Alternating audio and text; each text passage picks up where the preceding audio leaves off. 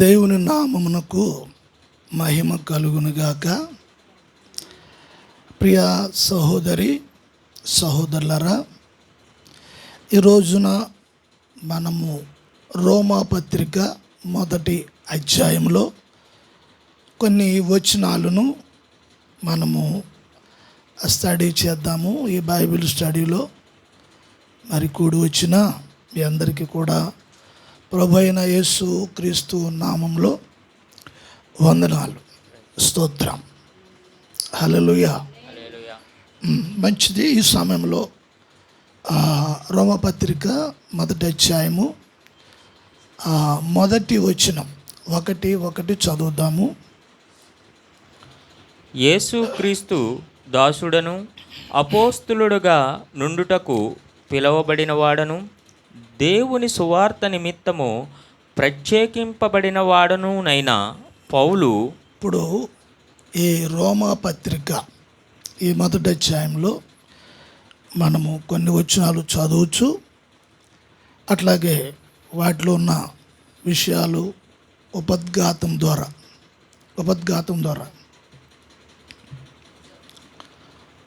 మనము కొన్ని విషయాలు చదువుకుంటూ ప్రభు సన్నిధిలో మనము నేర్చుకుందాం.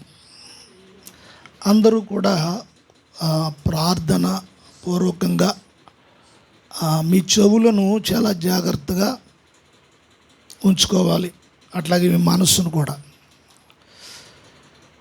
స్తోత్రం. అయితే పౌలు ఈ రోమీయులకు ఈ పత్రిక రాస్తూ ఈ మొదటి వచనంలో ఆయన సంఘానికి పరిచయం చేసుకుంటూ ఉన్నాడు. ఈ యొక్క అధ్యాయంలో ఏమంటున్నాడు? ఆయన యేసు క్రీస్తు దాసుడను అంటున్నాడు. బాగా గమనించాలి ఈ మాటలు. ఈ పత్రిక రోమాలో ఉన్న సంఘానికి, సంఘంలో ఉన్న వారికి పత్రిక రాస్తూ ప్రారంభంలో ఆయన పేరును పరిచయం చేస్తున్నాడు సంఘానికి. అయితే మనం కొత్త నిబంధనలో పత్రికల్లో ఈ సందర్భము కొన్ని పత్రికల్లో మనం చూస్తాం. ఏ సందర్భము? ఆయన పేరును యేసు క్రీస్తు దాసుడిగా ఆయన పరిచయం చేసుకోవటం అనే విషయము చూస్తాం. స్తోత్రం. గమనించాలి, ఇక్కడ దాసుడు అనే మాటకు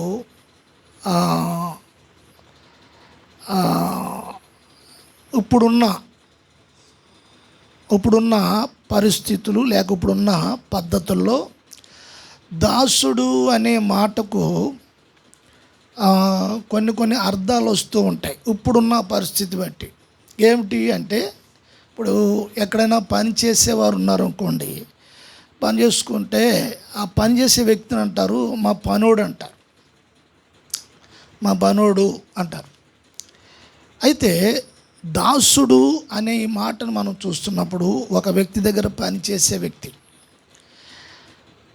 దాసుడు అనే మాటకు, దాసుడు అంటే ఆ దాసునికి కొన్ని హక్కులు ఉంటాయి. బాగా గమనించాలి ఇక్కడ ఈ మాట. చాలా జాగ్రత్తగా మీరు ఈ మాట చాలా మనకి ప్రారంభంలో పౌలు ఎందుకని యేసుక్రీస్తు దాసుడని ఆయన పరిచయం చేసుకుంటున్నాడు అనే విషయం నేను చెప్తాను మీకు. అయితే ఇప్పుడు దాసుడు అనే మాటకి పనివాడని అవి మనం చూస్తూ ఉంటాం. అయితే ఇప్పుడు దాసుడు అనేవాడికి కొన్ని హక్కులు ఉంటాయి. అయితే పౌలు పరిచయం చేసేది యేసు క్రీస్తు దాసుడునైన పౌలును అని పరిచయం చేస్తున్నాడు. అయితే పౌలు కాలములో ఉండే ఈ పదం దాసుడు అనే ఈ మాట, ఈ పదం, ఈ పదజాలం ఆ కాలంలో రోమీయులు ఈ మాటను వాళ్ళు ఎవరికి ఉపయోగించేవారంటే బానిసలకు ఉపయోగించేవారు. ఈ మాట, ఏ మాట? దాసుడు అనే మాట. దాసుడు అనే మాటకు అర్థం ఏంటంటే బానిస అని అర్థం. అయితే ఇప్పుడు పౌలు యేసుక్రీస్తు దాసుడును అని పరిచయం చేస్తూ ఉన్నాడు. దాసుడు, బానిస. యేసు ప్రభువుకి పౌలు బానిస అయ్యాడు. యేసు ప్రభు పౌలు చెప్తున్న విషయం అది. అర్థమవుతుందా? దాసుడు అనడానికి కొన్ని హక్కులు ఉంటాయని చెప్పాను. అయితే ఇప్పుడు పౌలు అంటున్నాడు యేసు క్రీస్తు దాసుడను అంటూ ఉన్నాడు. అంటే యేసు క్రీస్తుకు ఈయన దాసుడు అంటే బానిస అయిపోయాడు. యేసుక్రీస్తు బానిస నేను అని దాని అర్థం. ఈ పౌలు కాలంలో ఇంచుమించు రోమాలో 6 కోట్ల మంది బానిసలు ఉండేవారు. ఆ కాలంలో బానిసలు ఉన్నారా? అయితే మరి పౌలు దేనికి బానిస, ఎవరికి బానిస? ఈ మాటను ఉపయోగించి నేను యేసుక్రీస్తు బానిసను. ఇది మనం ఇలాగ అర్థం చేసుకోవాలి దీన్ని.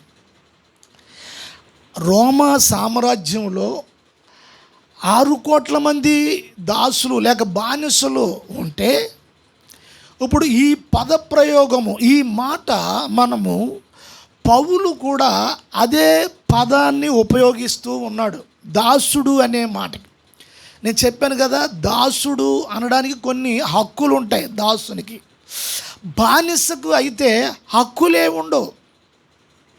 అతని జీవితం మీద, అతని జీవం మీద, అతని మరణం మీద, అతనుకున్న ఆలోచన మీద, అతనుకున్న ఉద్దేశాల మీద, అతనుకున్న ఇష్టాల మీద ఏమాత్రం అతనికి హక్కు ఉండదు. అతనికి ఒక యజమానుడు ఉంటాడు.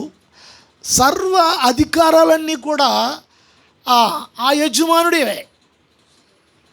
చెప్పాను కదా, రోమాలో 6 కోట్ల మంది బానిసలు ఉన్నారు.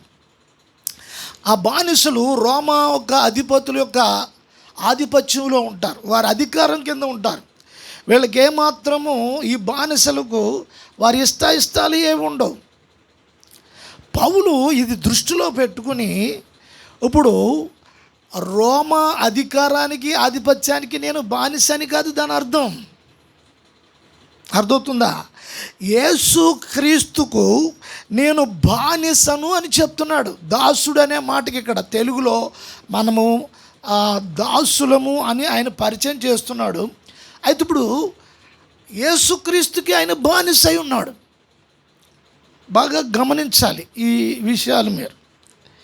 అయితే మరి యేసుక్రీస్తుకు ఈయన బానిస అయినప్పుడు పౌలు ఇప్పుడు అతనుకంటూ ఏమి కూడా అతని జీవితం మీద ఏ హక్కు పౌలుకు ఉండదు అని గమనించాలి మనం. అంటే ఒక వ్యక్తి దేవునికి అప్పగించుకుంటే, ఒక వ్యక్తి ఒక సమర్పణలోనికి వస్తే, ఒక వ్యక్తి ఆ యజమానుని యొక్క ఇష్టాన్ని నెరవేర్చడానికే కానీ తన ఇష్టాలు ఏమాత్రం నెరవేర్చుకోవడానికి దాసులకైతే హక్కు ఉంటుంది, కానీ బానిసలకు హక్కు ఉండదు. దాసులకి కొన్ని హక్కులు ఉంటాయి, కొద్దిగా కొంత పర్సంటేజ్ ఉంటుంది, అది కూడా పూర్తిగా కాదు. అయితే ఇప్పుడు ఈ బానిస అనేటప్పటికీ ఏమాత్రము కూడా ఏ హక్కులు ఉండవు, జీరో. అతనికంటూ ఒక ప్రత్యేకమైన వస్త్రాలు ఉంటాయి, బానిసకు వస్త్రాలు ఉంటాయి. మనకులాగా కలర్ బట్టలు వేసుకోవడానికి, తెల్ల చొక్కా వేసుకోవడానికి, ప్యాంట్ వేసుకోవడానికి, ఇంకేంటి ఇట్లా వేసుకోవడానికి ఏముండదు. బానిస వస్త్రాలు అని ఉంటాయి, అవి వేసుకుంటారు. ఆ విధంగా ఉంటుంది పరిస్థితి అంతా. ఇప్పుడు ఇవి రోమాలో ఉన్న వ్యక్తులకి ఇప్పుడు నేను చెప్తున్న విషయాలు బాగా ఆ బానిస అనే విషయం వాళ్ళకి అర్థమైపోతుంది. మీరు కూడా వాక్యం బాగా చదివి ధ్యానిస్తున్నప్పుడు మీకు కూడా అర్థమవుతుంది. దేని స్తోత్రం. అయితే ఇప్పుడు యేసుక్రీస్తు యజమానుడుగా పౌలు చేసుకున్నాడు. అంటే ఇప్పుడు యేసుక్రీస్తుకి బానిసగా ఉన్నాడు పౌలు. ప్రతి ఇష్టాలు సర్వాధికారాలు యేసు ప్రభుకే ఉన్నవి, పౌలు మీద ఉన్నారా? అందుచేత మనము చూస్తున్నప్పుడు ఒక ఆధిపత్యము, ఒక అధికారము, ఒక వ్యక్తి యొక్క అజమాయిషి అంటారు.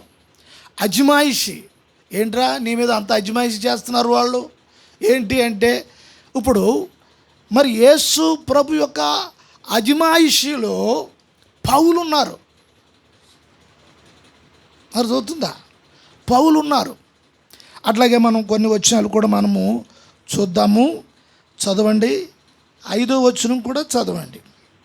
క్రీస్తు నుండి కృపా సమాధానములు మీకు కలుగును గాక. దేవుడు తన కుమారుడను మన ప్రభువైన యేసు క్రీస్తు విషయమైన ఆ సువార్తను పరిశుద్ధ లేఖనముల యందు తన ప్రవక్తల ద్వారా ముందు వాగ్దానము చేసెను. గమనించాలి ఈ మాటలు. యేసు క్రీస్తు అందలి ఒక విశ్వాసము సువార్త ప్రకటన పౌలు ప్రజల మధ్యలో చేస్తున్నాడు. అంటే ఇప్పుడు పౌలు ఉద్దేశం ఏమిటంటే, ప్రజలందరినీ కూడా విశ్వాసంలోనికి తీసుకుని రావాలి, ప్రజలందరినీ కూడా విశ్వాసానికి విధేయులను చేయాలి, విశ్వాసంలోనికి రావాలి అని యేసుక్రీస్తు మరణ పునరుద్ధానపు సువార్తను ప్రకటిస్తూ ఉన్నాడు. యేసుక్రీస్తుకు సాక్షిగా ఉన్నాడు.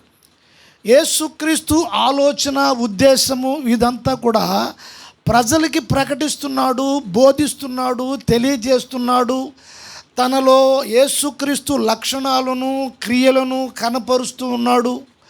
ప్రభువును వ్యక్తపరుస్తున్నాడు. అతని జీవితంలో సువార్తను ప్రకటిస్తున్నాడు. దేవునికి స్తోత్రం. బాగా గమనించవలసిన విషయం ఏమిటంటే, ప్రజలను సువార్త వైపు మళ్ళిస్తూ ఉన్నాడు. అంటే విశ్వాసం వైపు ప్రజలను తీసుకుని వస్తూ ఉన్నాడు.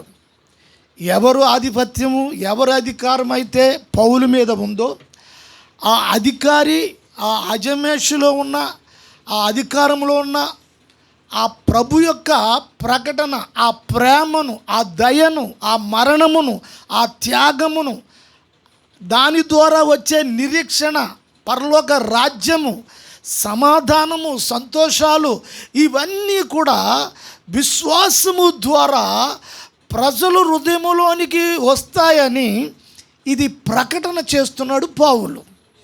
స్తోత్రం. ఇది ఎప్పుడు చేయగలడు ఒక వ్యక్తి?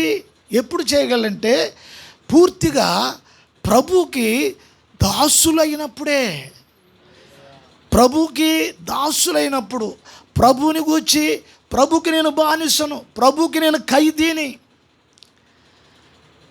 ప్రభు యొక్క ఆలోచనలో నేనున్నాను, ప్రభు ఉద్దేశంలో నేను ఉన్నాను.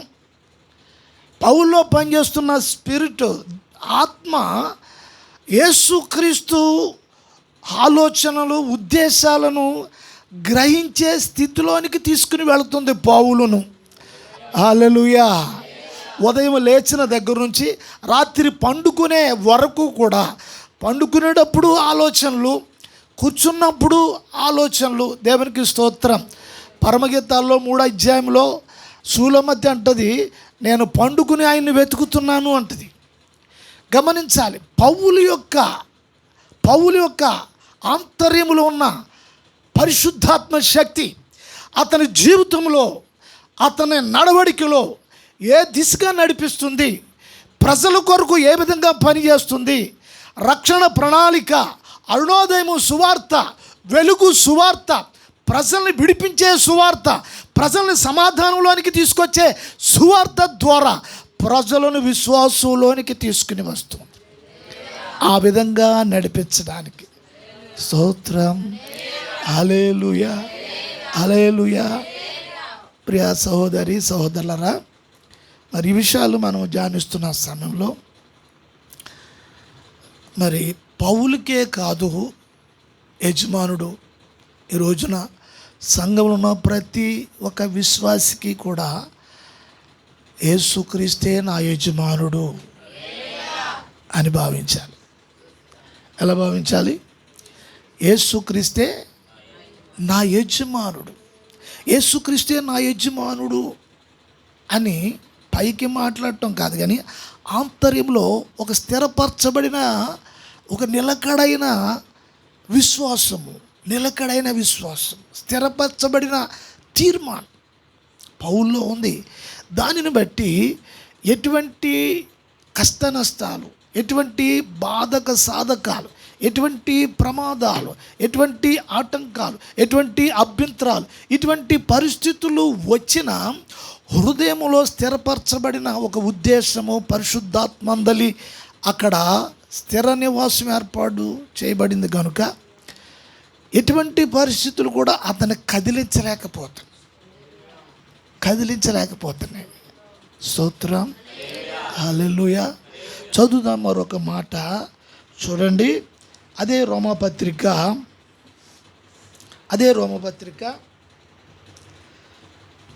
1:11 కూడా మనం చదువుదాం.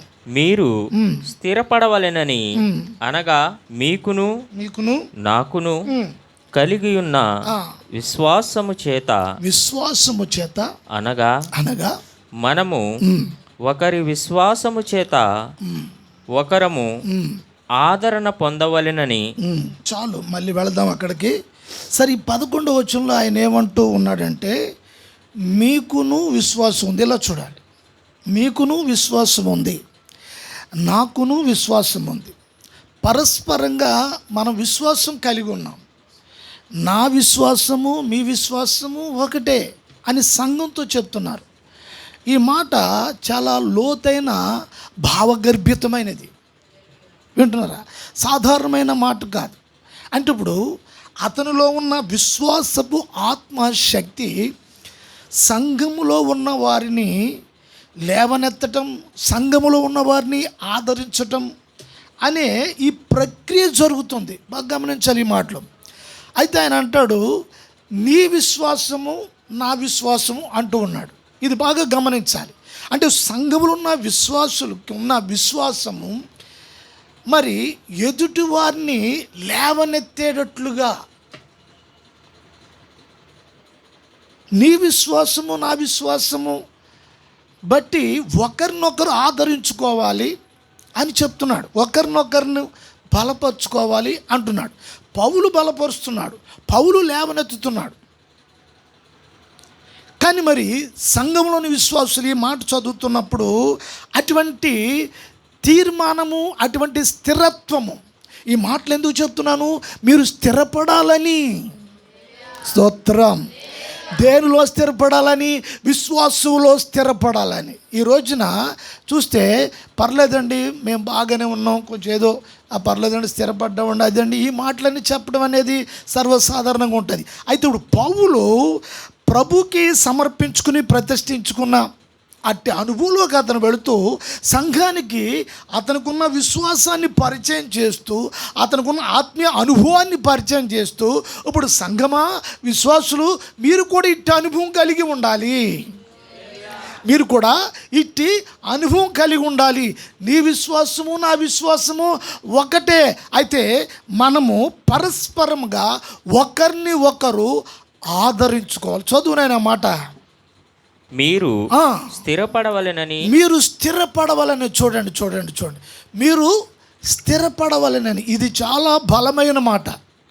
దేంట్లో స్థిరపడాలి? విశ్వాసంలో స్థిరపడాలి. చూడండి, విశ్వాసంలో స్థిరపడ్డామండి, ఆరోగ్యం బాగోలేదు, కొంత వైద్యం చేయించుకున్నాం, కొంచెం బాగానే ఉంది, కొంచెం పర్లేదు, ఆ మాత్రం ముద్ద తింటున్నాం, ఆ మాత్రం పొద్దుట 2 ఇడ్లీ తింటున్నాం, అరుగుదలన్నీ బాగుంది, పర్లేదని ఇలా చెప్తూ ఉంటాం కదా. పర్లేదు, బాగానే ఉంది. శారీరక జీవితంలో పర్లేదు, నా పని నేను చేసుకుంటున్నాను, నిలబడుతున్నాను, ఒక బకెట్ నీళ్ళు తీసుకుని వెళుతున్నాను, ఏదో నా బట్టలో నేను ఏదో చేసుకుంటున్నాను, నా కంచం నేను కొడుకుని, ఇట్లాగా సర్వసాధారణంగా చెప్పడం అనేది ఉంటుంది. అయితే ఇప్పుడు వ్యక్తిగతంగా విశ్వాస జీవితంలో నేను స్థిరపడ్డాను.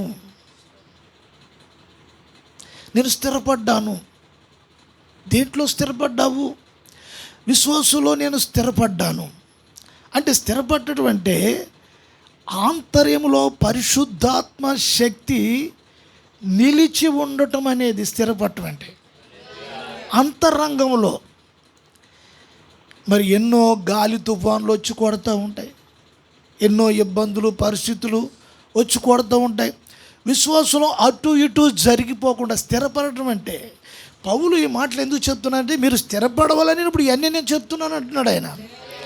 పరిశుద్ధాత్మ ఎందుకు మాట్లాడుతున్నాడు? ఇప్పుడు పరిశుద్ధాత్మ మాట్లాడే ఉద్దేశం ఏంటి? సంఘంలో ఉన్న విశ్వాసులు స్థిరపడాలని.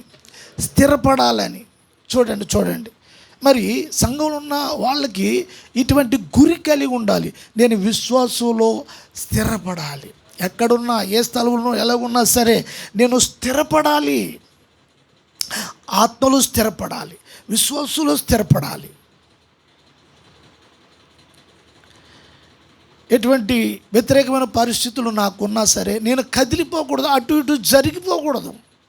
కాకుండా పౌలు ఏ విధంగా అయితే ఉన్నాడో, మీకును నాకును విశ్వాసము ఒకటే, మనం ఒకరినొకరు నాకు కలిగి ఉన్న విశ్వాసము చేత అనగా మనము ఆయన కలిగి ఉన్న విశ్వాసము చేత మనము ఒకరి విశ్వాసము చేత ఒకరము. ఇక్కడ ఎంత ధైర్యంగా చెప్తున్నాడు, నాకు కలిగి ఉన్న విశ్వాసం అని. ఒకసారి సాతాను కొన్ని సవాలు విసురుతుంది మన మీదకి, విశ్వాసం నుండి కదపడానికి.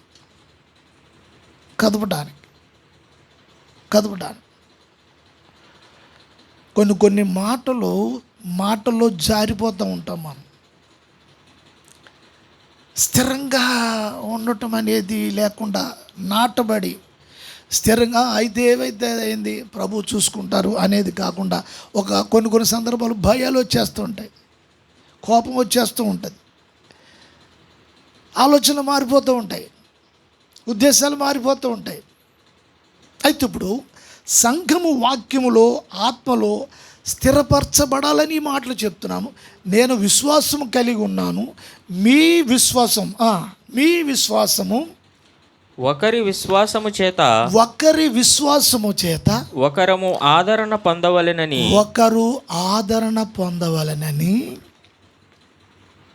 ఏంటి? నీలో ఉన్న విశ్వాసము ఎదుటివారిని ఆదరించగలదు. అర్థమవుతుందా? వాక్యం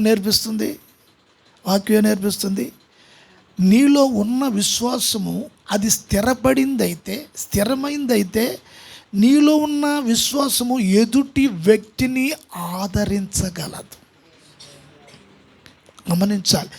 ఈ క్రియ నీ జీవితంలో ఉపదేశపు వాక్యముల ద్వారా పరిశుద్ధాత్మ చేసే ప్రక్రియ అంటారు దీన్ని. క్రియ అది జరిగిస్తూ ఉండాలి. కొన్ని సమయాల్లో దుఃఖకరమైన పరిస్థితులు ఉంటాయి, కొన్ని కఠినమైన పరిస్థితులు ఉంటాయి, కొన్ని సహించలేని పరిస్థితులు ఉంటాయి జీవితంలో. అటువంటి సందర్భంలో ఏమాత్రము బెనకుండా పరిశుద్ధాత్మ నీలో స్థిరపరచబడినప్పుడు, స్తోత్రం, హల్లెలూయా, నీవు బాధను అనుభవిస్తూ కూడా ఎదుటి వారిని ఆదరిస్తావు. హల్లెలూయా. చదువుదాం 13వ వచనం.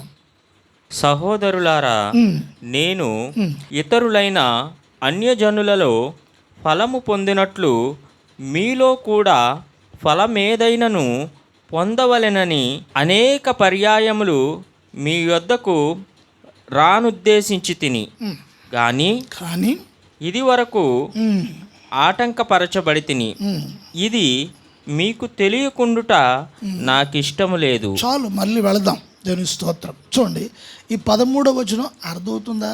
మాటలు అర్థమవుతున్నాయా?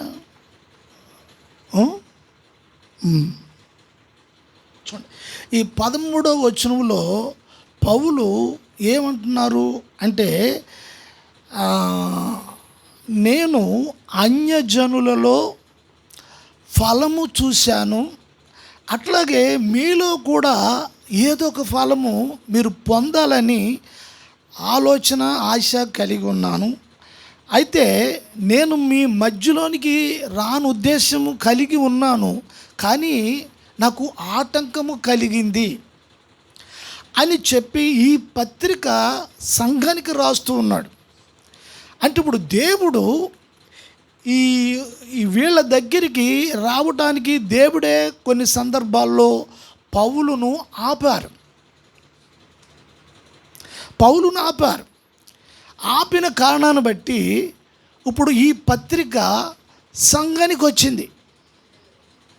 దేవుడు ఏవైతే విషయాలు పౌలులో ఉంచాడో ఆ విషయాలన్నీ కూడా ఈ ఉత్తరమంతా కూడా చెరసాల్లో ఉండి బంధింపబడి పరిశుద్ధాత్మ ప్రేరణ ద్వారా, సంఘ భారము ద్వారా ఈ విషయాలన్నీ కూడా రాసి సంఘానికి పంపిస్తూ ఉన్నాడు.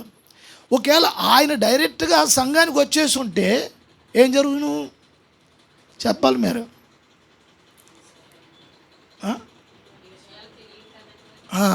ఈ ఉత్తరం లేకపోను, అవునా? ఏం మాట్లాడట్లేదు మరి.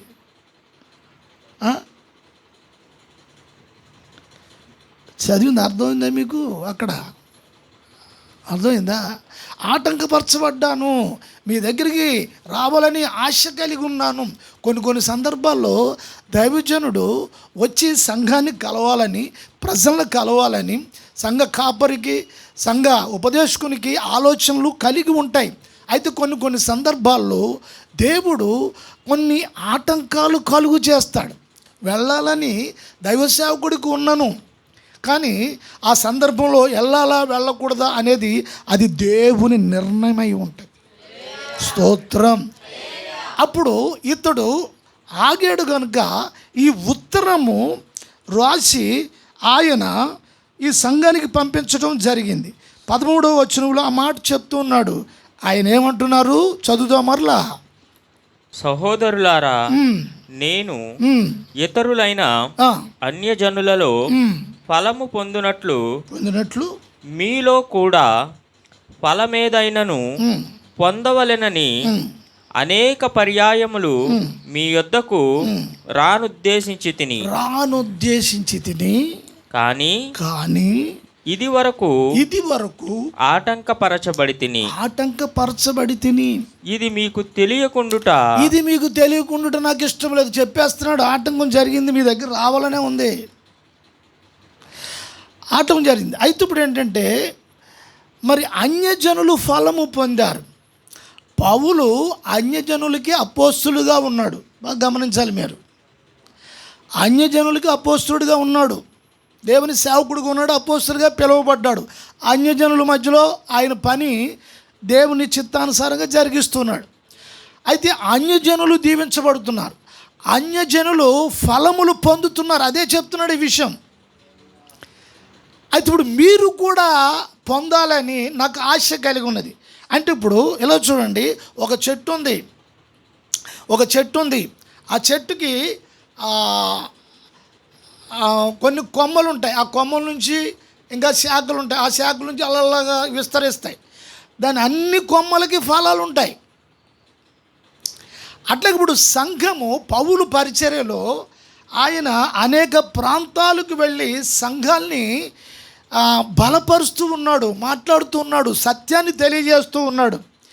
సంఘంలో ఉన్న ప్రజలు బలపరచబడినట్లుగా, స్థిరపరచబడినట్లుగా, వాళ్ళకి ఏం కావాలట చూడండి. అపోస్తులుడు, దైవజనుడు గుర్తిస్తున్నాడు. సంఘములో ఉన్న వాళ్ళకి ఆత్మీయ ఫలములు అవసరము. స్తోత్రము.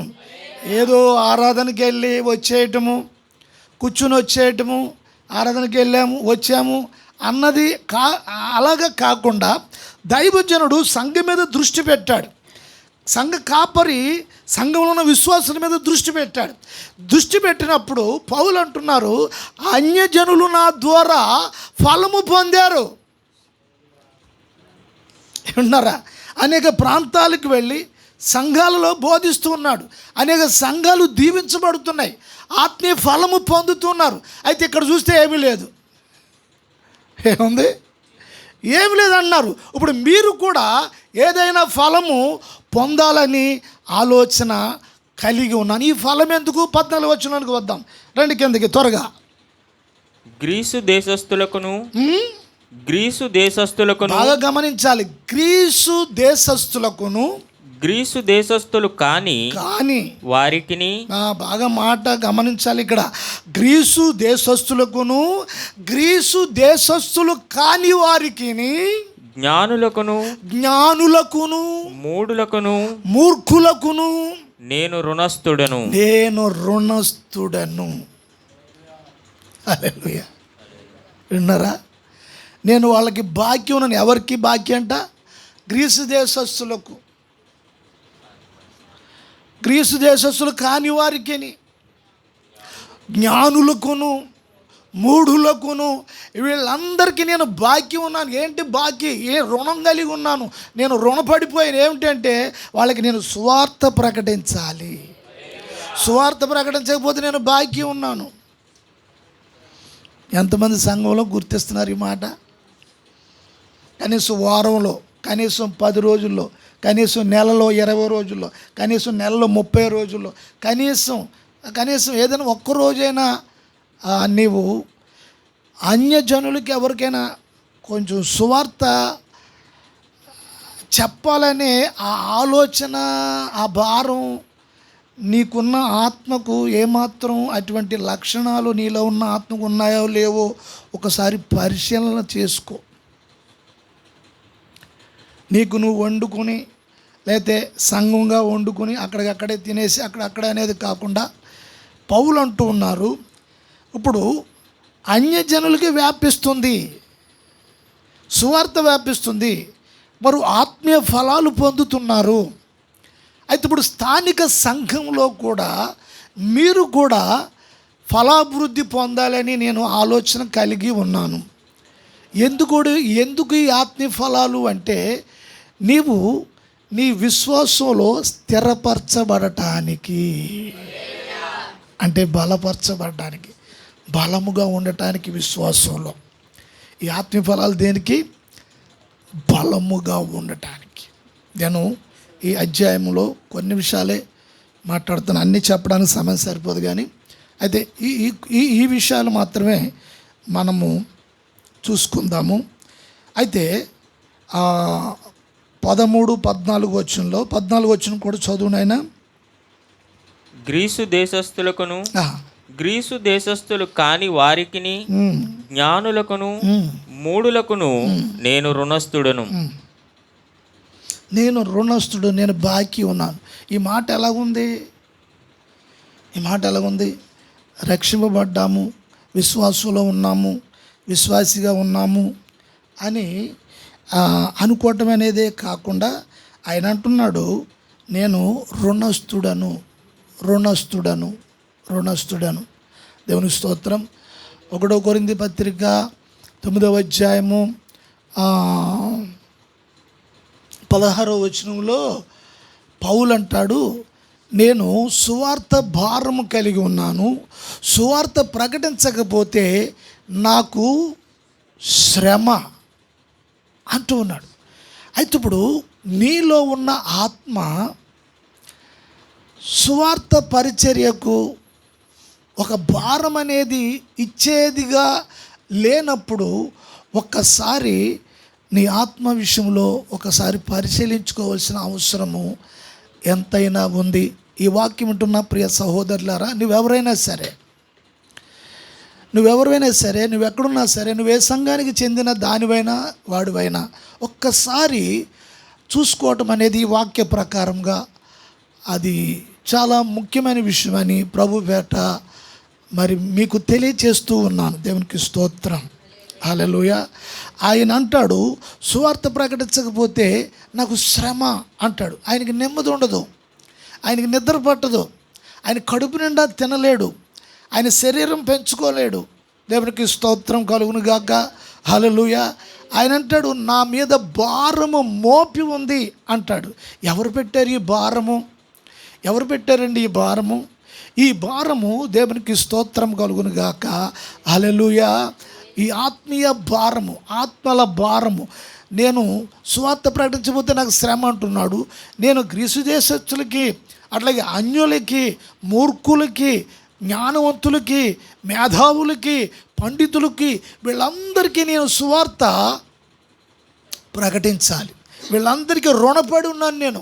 వీళ్ళ రుణం తీర్చుకోవాలి, వీళ్ళ రుణం తీర్చుకోవాలి. చూడండి, అంటే వారిలో ఉన్న ఆత్మ ఎలాగంటుంది, నేను ప్రజలకి, అన్యజనులకి నేను బాకీ పడి ఉన్నాను. చూడండి, మనకేమైనా అప్పులు ఉన్నాయనుకోండి, అప్పులు ఉన్నప్పుడు నిద్ర పడుతుందా? అప్పు చేసాం, ఓ చోట అప్పు చేసాం, ఓ 1,00,000 రూపాయలు అప్పు చేసాం. ఎలాగుంటుంది? 1,00,000 రూపాయలకి వడ్డీ 2 రూపాయలైనా 3 రూపాయలైనా ఎంతెంత అయిపోతుంది? రాత్రులు నిద్ర పడుతుందా? గబగబా కష్టపడి ఏదో రకంగా వడ్డీ కట్టుకుంటూ అసలుతో కూడా కొంత జమ చేస్తూ ఉంటాం. కారణం ఏంటంటే రుణం పెరిగిపోతూ ఉంటుంది. నిద్ర పడుతుందా? భారం ఉంటుంది, భయం ఉంటుంది. దేవుని స్తోత్రం. పౌలు ఈ మాట ఉపయోగించాడు, మీరు గమనించాలి. నేను రుణపడి ఉన్నాను.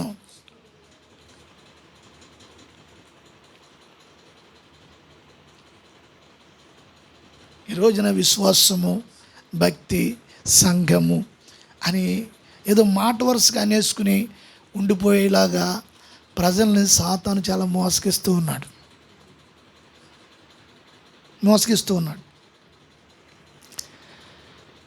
ఈ భారము ఆయన మీద మోపబడి ఉందని చెప్తున్నాడు. ఆయన మీద మోపబడి 9:16 మోపబడి ఉందని చెప్తున్నాడు ఈ మాటలు. దేవుని స్తోత్రం. నేను రోమపత్రులు అన్నాడు, నేను రుణపడి ఉన్నాను, అందరికీ చెప్పాలి, రుణపడి ఉన్నాను. ఆ రుణం తీర్చుకోవాలి. ఎలా వర్ణించాలి ఈ మాటలు? ఏ విధంగా అర్థం చేసుకోవాలి? నీలో ఉన్న ఆత్మకు ఈ విషయాలు అర్థమయ్యే కెపాసిటీ ఉందా లేదనేది కూడా గమనించాలి. నీలో ఉన్న ఆత్మకు దీన్ని ఇటువంటి నాలెడ్జ్లోనికి, ఆ సామర్థ్యతలోనికి నీలో ఉన్న ఆత్మ తీసుకువెళ్ళే స్థితిలో ఉన్నదా లేదా అనేది గమనించాలి. ఆయన అంటున్నాడు, నేను రుణపడి ఉన్నాను, రుణస్థుడను, వాళ్ళకి నేను రుణస్థుడై ఉన్నాను, నా బాకీ నేను తీర్చేసుకోవాలి, నేను సువార్త చెప్పేసేయాలి. అది చెయ్యకపోతే నాకు శ్రమ అంటున్నాడు. నేను స్తోత్రం.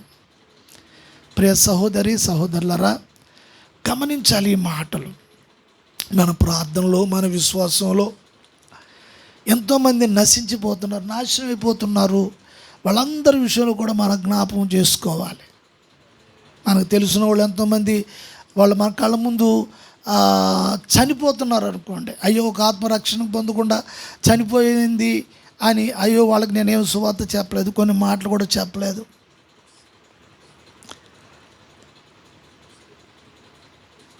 వీళ్ళ రక్షణ పొందేసి కొంతమంది ఒక చోట కూర్చొని ఏదో ఆరాధన చేసుకుని లేచి వెళ్ళిపోయి అట్లా అనేది కాకుండా, మీకున్న ఆత్మ విషయం ఒకసారి పరిశీలన చేసుకోవాలని ప్రభుపేట మీకు మనవి చేస్తూ ఉన్నాను. స్తోత్రం. సరే, కింద 16వ వచనాన్ని కూడా మనం వద్దాము. సువార్తను గూర్చి నేను సిగ్గుపడువాడను కాను. అవును. ఏలయనగా నమ్ము ప్రతి వానికి, మొదట యూదునికి గ్రీసు దేశస్థునికి కూడా రక్షణ కలుగజేయుటకు అది దేవుని శక్తి అయి ఉన్నది. స్తోత్రం. సువార్తలో ఏమున్నదని చెప్తున్నాడు. నేను ఈ మాటలు చెప్పి నేను ముగిస్తాను. దేవుని స్తోత్రం. ఇంటికి వెళ్ళిన తర్వాత కూడా ఈ మాటలు రిపీట్ చేయాలి మీరు. దేవుని స్తోత్రం. హల్లెలూయా. ఏమనిపిస్తుంది మీకు? ప్రసంగం చేయటం అనేది వేరేగా ఉంటుంది. ఈ క్లాస్ అనేది ఒక్కొక్క విషయం దీని మీద. మరలా దేవుని చిత్తం అయితే దీనిలో ఉన్న విషయాలు ఇంకా చాలా ఉన్నాయి. అయితే మనం మాట్లాడుకుందాము. ఆయన అంటున్నాడు, మొదట గ్రీసు దేశస్థుడికి, మొదట యూదునికి గ్రీసు గ్రీసు దేశస్థుడికి కూడా కూడా రక్షణ కలుగ చేయుటకు చూడండి ఇప్పుడు ఇప్పుడు మనం ఇదంతా మాట్లాడుకున్న దీని నేపథ్యం అంతా సారాంశం ఏంటి అంటే, ఇది ఎక్కడికి ఏమి చూపిస్తుంది, దేని మీద పోగ చేస్తుంది అంటే రక్షణకు. ప్రజలు రక్షణ పొందడానికి, మనుషులు రక్షణ పొందడానికి, ఏ జాతి అయినా, ఏ మతమైనా, ఏ కులమైనా, ఏ ప్రాంతమైనా, ఏ దేశమైనా ప్రతి వారికి రక్షణ కలుగు చేయడానికి శక్తి కలిగినది సువార్త వాక్యం. స్తోత్రం.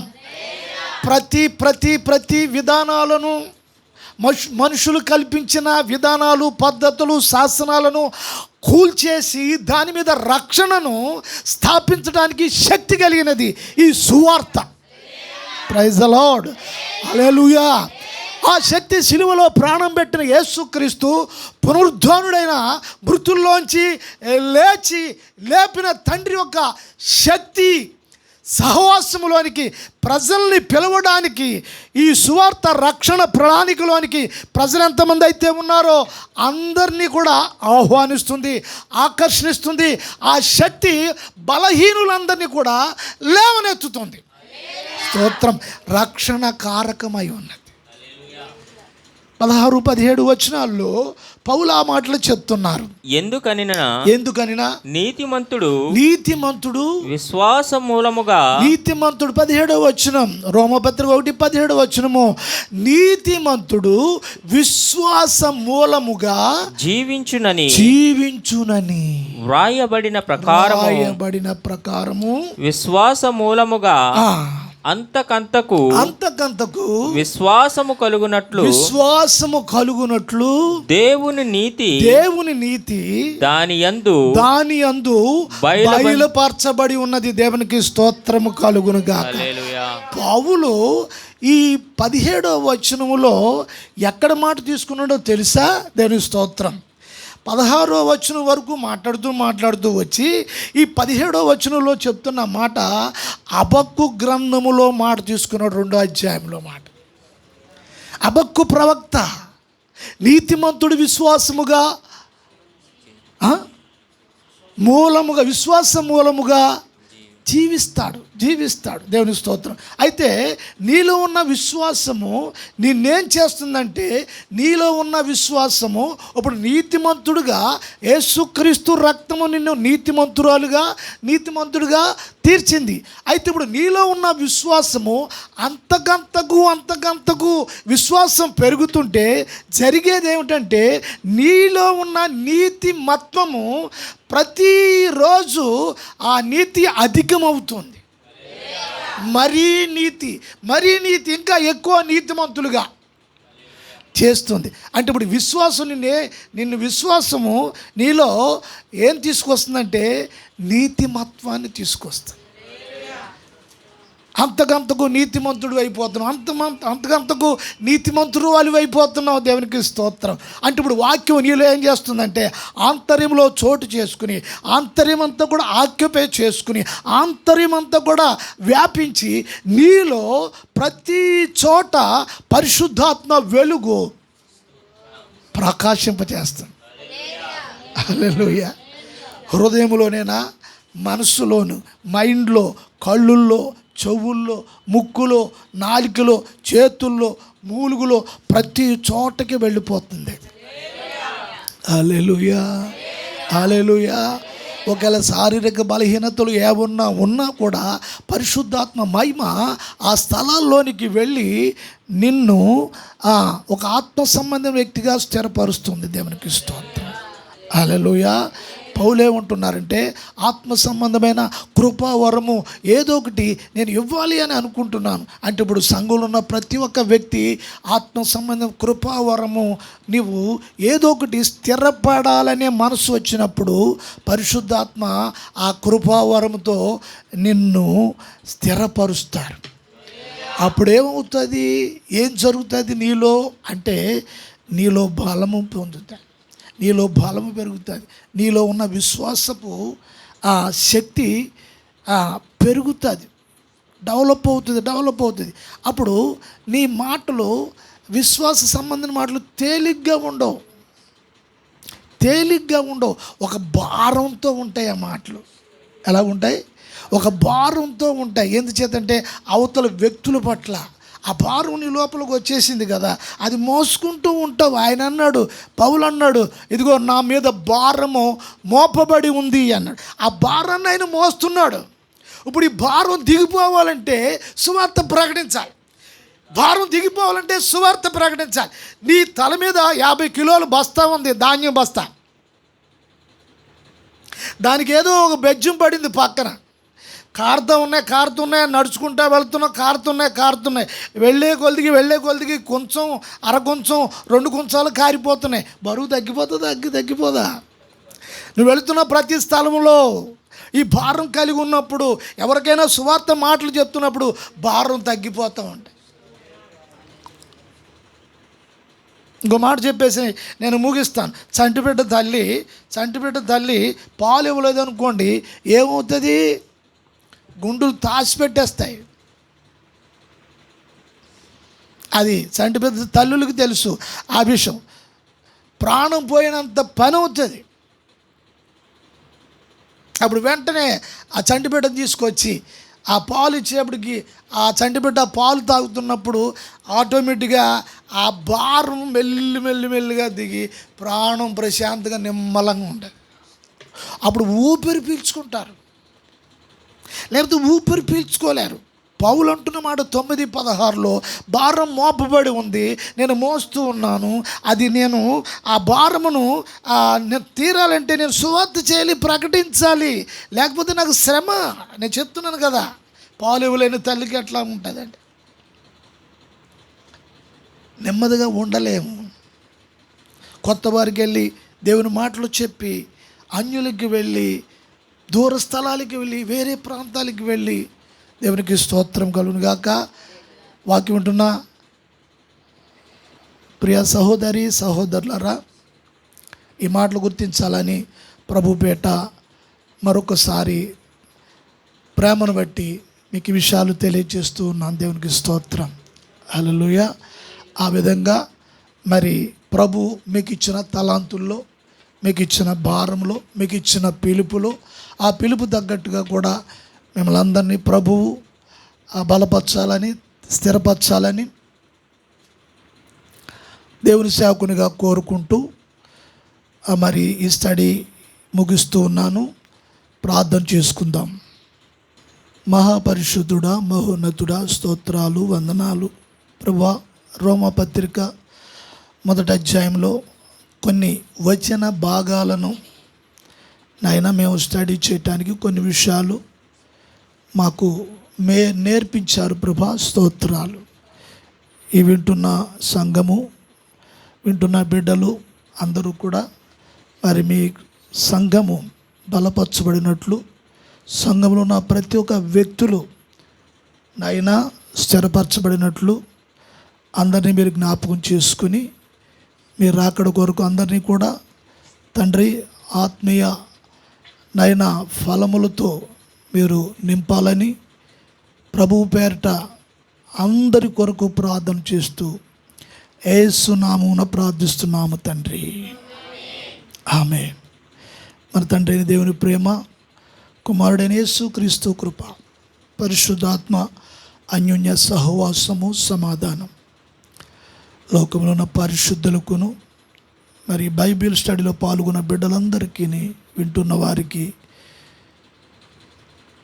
తోడై నడిపించును గాక.